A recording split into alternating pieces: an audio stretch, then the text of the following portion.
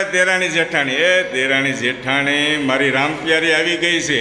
આ રામપ્યારીની કિંમત કેટલી છે તમારે અંદાજ લગાવવાનો છે દોસ્તો। અત્યારે આ રામપ્યારી લઈ આવ્યો છું, હવે વજન ઘટાડવાનું છે એટલા માટે અંદાજિત આ રામપ્યારી કેટલા રૂપિયાની લાવ્યો છું?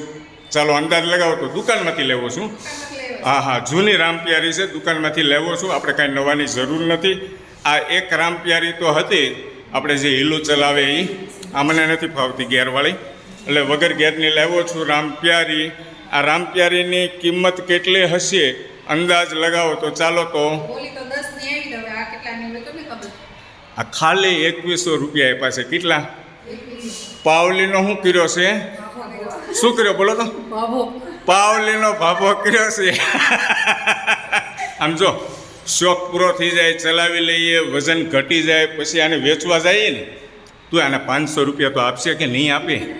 બરાબર ને? એટલે ગણતરી કરવી પડે। અત્યારે એવું છે, નવી લાઈન આપણે કાંઈ બતાવવાની જરૂર નથી। અને આ રામપ્યારી છે ને વજન ઘટાડવામાં આ એક હું લઈશ ને બીજી તારે આવડી આ લેવાની, અને રોડે નીકળશું।